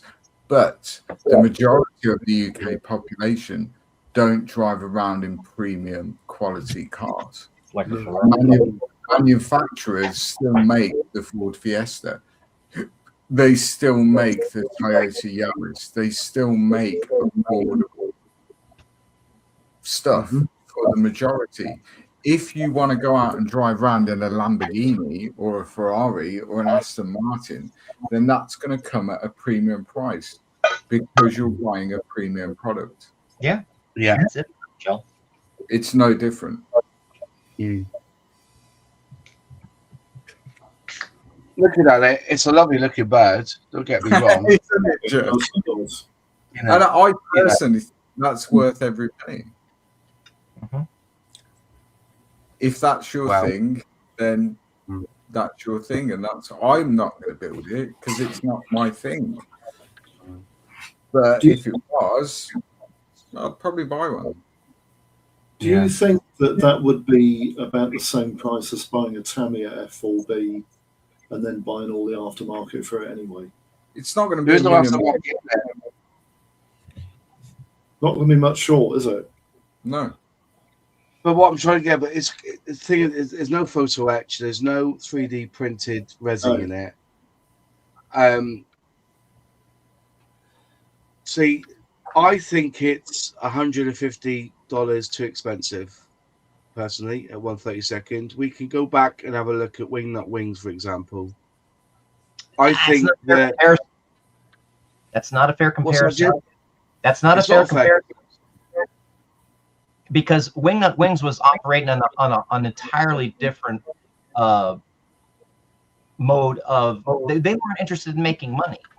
Okay, Red Pill has to make money, and let's say we take your number, it's $150 overpriced. So if they reduce the price on this kit of $150 and they sell every one of their kits and they lose money, they're out of business. Yeah. Wingnut didn't care about making money because they had a billionaire financing them, building planes that he wanted done. And that's basically it. And they did it really, really well. But that's the difference. This is Red Pill's trying to make, and it might run counter to your way of thought because you think it's $150 overpriced. And for you it may be, maybe even for me and for all of us here. But at the end of the day, they've got to make enough money to be able to continue on. And one way or another, they've got to break a break-even point. I'm sure Zinzan can speak better to this than any of us probably. But I'm sure they've run their numbers, and like with any, when Andy started out, he had to make a certain amount of money to be able to roll those profits into the next project. That's right. You know, and that's what I see them doing here until they can get on their feet and get going. My maybe I used the wrong, maybe I used the wrong company. All right then, DBMK. 1/32 scale aircraft comes with bells and whistles, and their first kit is £100. It's a totally different sort of model, though. Yeah. So, do you get a fully detailed, open paneled engine and cockpit and wheel well set and all that with the DBMK? Wing folds with the Sea Fury? Do you get all that for $100? No. You get the wing, you could get all the, you get, I think there's 3D print, there's photo etch in it, there's decent decals, cartograph decals, really good. How, for example, how many decals are on a Phantom? How much stencil data is on a US Navy Phantom? Have you seen the decal sheet for this thing? There's sheet. It's 3 or 4 sheets. Compared to a Sea Fury. Yeah. There's your first thing. How much more is in the cockpit of an F4B compared to a Sea Fury? How much more is in a wheelbase of an F4B compared to a Sea Fury? How much bigger is an F4B to a Sea Fury? And also, there's all factors. All these factors. And they are printing their own decals. I'll jump in here real quick. Up to and including the cockpit, they're doing it Quinta style. I'm sorry to cut you off, Luke, but here's the thing: they're giving you a Quinta cockpit set. Now, any Quinta cockpit set in 32nd or 35th scale is pushing the $50 mark. So, one corner of one of the huge 3 decal sheets that you have in there, one of them is just the cockpit alone. It's in it. Pre-orders were like $365 here. I think it's 4 something. So I don't know, 20 or 10% or I'm not a math whiz, obviously, but a good hunk of it is in one corner of one decal sheet alone of the purchase price of a $400 kit. $50 of it is already tied up into that alone. And that's just one sheet, one decal sheet. Well, that's part of one decal. Yeah. My God, you got me saying it. One decal sheet. No, I get what you're saying, Jim. I get what you're saying. And it's correct, because if you bought a Quinta decal sheet for that cockpit and then you bought all the aftermarket parts, it would probably cost you £150 anyway. So let's say you got a J, okay? And I've done one of those. I turned it into a B. But so you get the Quinta cockpit set, you get the resin wheels, you get the resin, the wheel wells, you get the resin burner cans, you get the resin, or you get a resin cockpit for it, and then my aftermarket decal sheet. You're not at $400, but you're probably over the $300 mark. Yeah. And again, it gets back to the aficionados or the airplane nerds. How bad do you want to be? Yeah. You know, if you want to be in that size, then this is the quickest, easiest option. Makes sense, doesn't it? Mm-hmm. And again, what will I be getting one? No, I won't be getting one because I've already got one. Even if I didn't have one, and to Maz's point, yeah, it's expensive. That's a lot of money. It's a personal choice again for everybody. Are you willing to spend $400? Well, if you really, really want it, then yeah, you're going to do it. You know, do you really want a resin 16 scale steam tractor? If you really, really want it, you're going to buy it. Yeah. If you really, really want a Ferrari, you're gonna have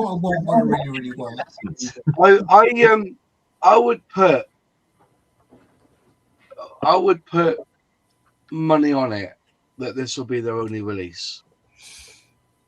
How much do you want to put on it, Martin? $400. What we saying? Yeah. Good one, for Brett. The price of that kit. Yeah. All right then. So say $400. Okay. I would put $400. This will be the only. I don't think they haven't come out with anything else, have they? All they said we're doing this. Not yet. So what we're saying, 2 years time, there won't be another Red Bull release. So within the next 5 years, $400, and I'll honour that bet. Okay, fair enough. If they release a second kit, will you buy that kit and build it? Say that again, John. Sorry. I love the fact if they release a second kit in their range, would you buy that Phantom and build it? Probably no. not. 1/32 scale doesn't really float me boat. You know, I'm doing that 124. No, but that could be a better bet, couldn't it? But The thing is, and Jim's absolutely right, if you want an F4B in 32nd scale, you are going to buy that kit. Yeah.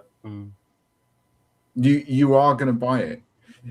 To your original point, Mars, does that mean that manufacturers will now, or over the next 5 years, steer towards the more expensive kits?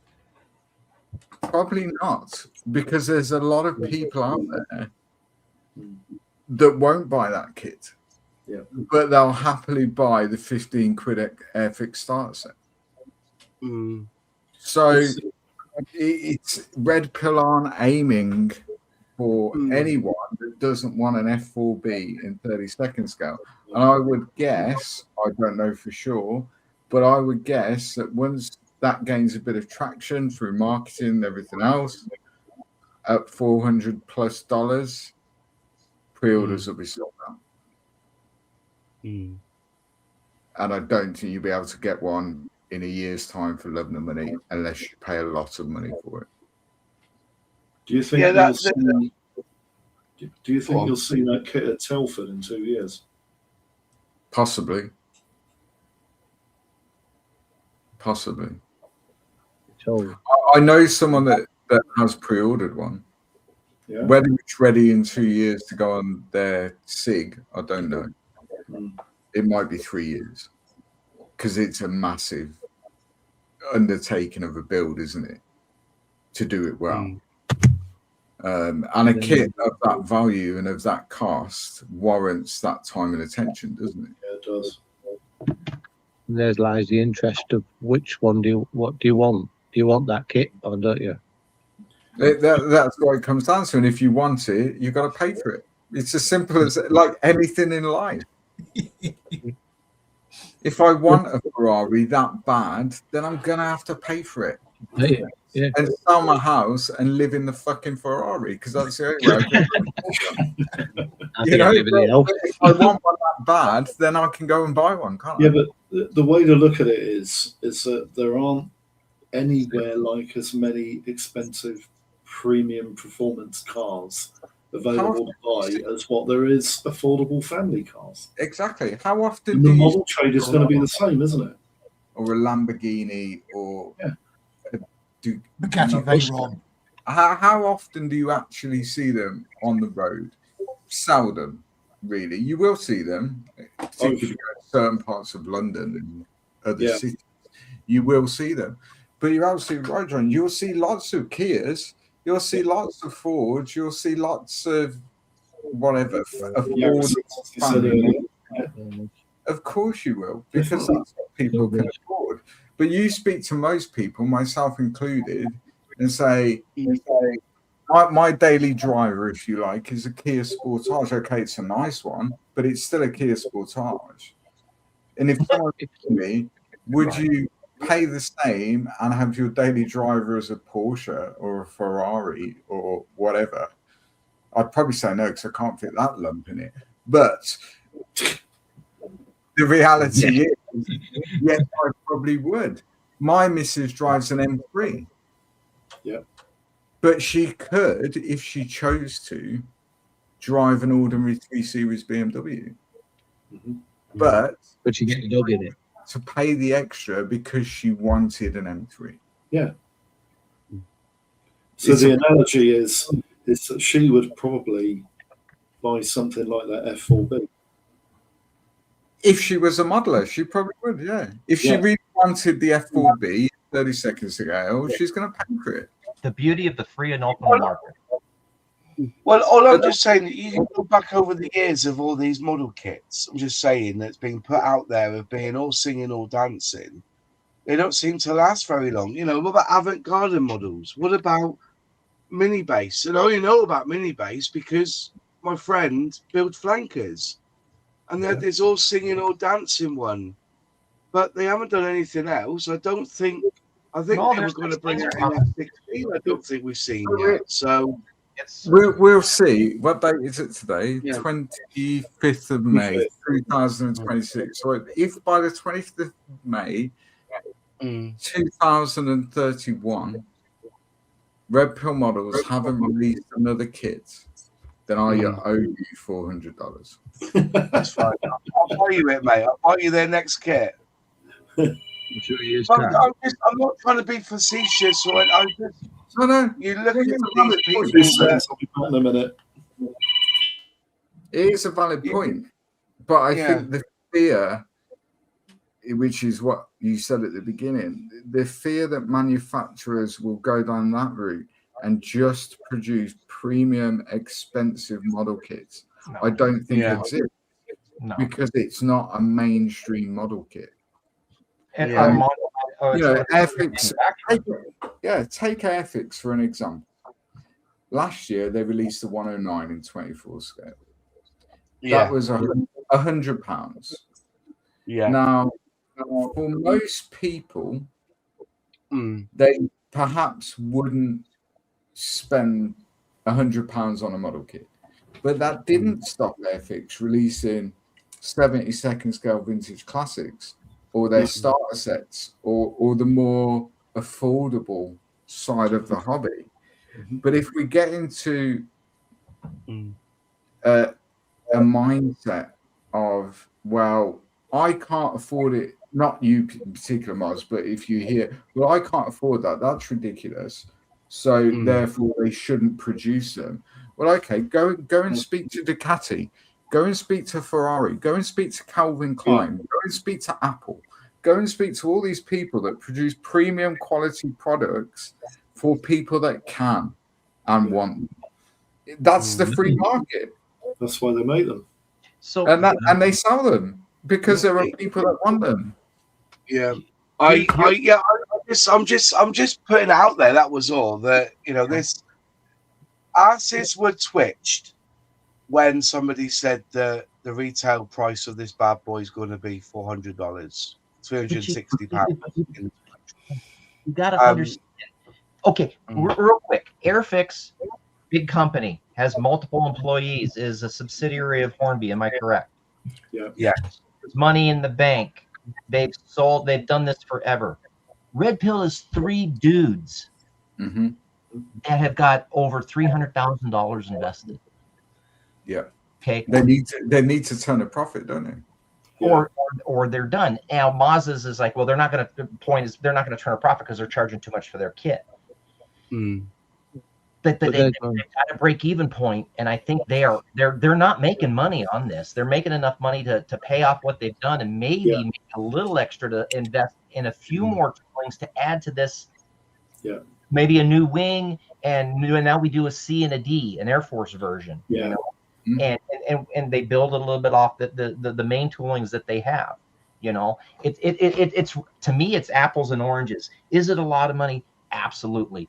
Is it catering to one subsect of the modeling population? Absolutely. I think, you know, yeah, it is a Ferrari in the modeling, just like Model Factor Hero kits are literally Ferraris. You know, it's just nut wings. They were exquisite kits, and you know they aimed for a subsection in type. These guys are aiming for a subsection in type and affordability of modeler.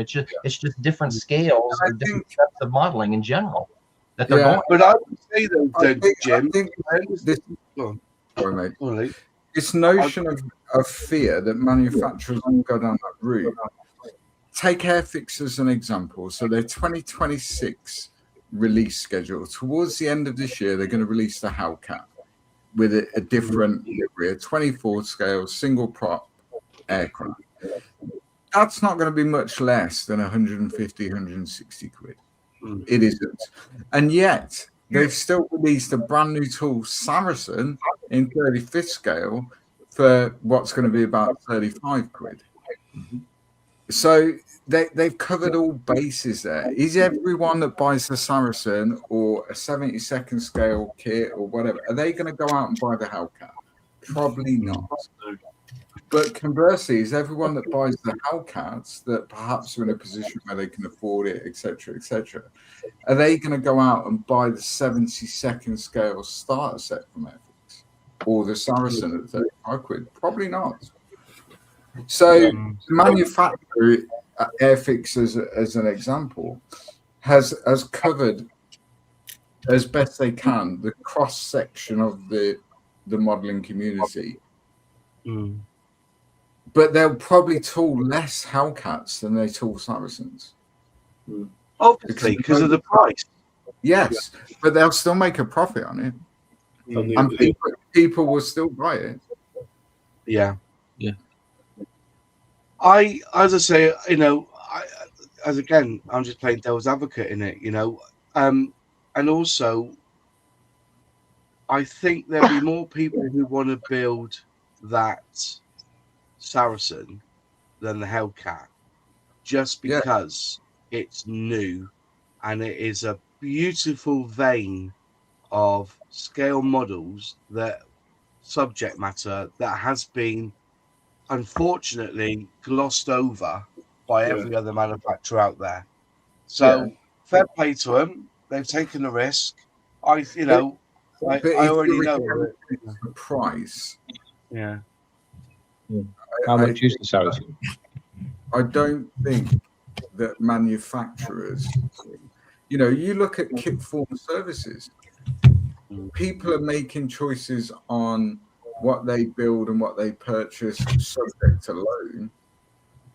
Then they can go out and buy a Kitform services Saracen, but it's going to cost you 350 quid. Yeah. So the price thing is a separate issue. Some people can, some people can't. Some people can justify spending that sort of money, others can't, for whatever reasons.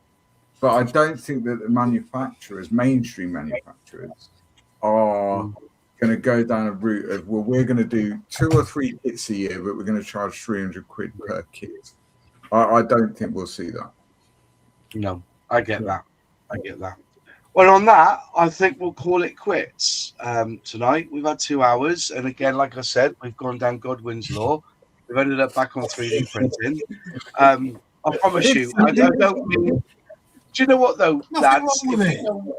If you watch Airfix and Children's, we follow the comments. We really do. And, you know, we get on a debate and, you know, you people in the chat who are chatting away and everything else, you know, you do kind of guide us down these routes. And it does come up quite often. It's a new thing. But, yeah, don't judge us on it. It's just one of those things. It's new. And I get that people are saying, have you tried to print these things yet on your... I don't think that matters. I still believe that plastic is fantastic. I think we all do. We enhance our builds by using everything from 3D print to the stuff you find down at Home Bargains in the women's section. Do you know what I mean? Absolutely. So, and like I said, the only reason we are now using UV light in gluing parts together is because the dentist did it first. That's it. So, you know, and that's the truth. But again, and that bombshell. Thank you all for watching. Again, Luke, Brett, John, Barry, Simon, Jim, and Zinzan, who had to go because I think his finger was hurting. We shall see you next Monday for another FX and Chill, or shall we call it the 3D print show? See you next week. Bye-bye. Bye.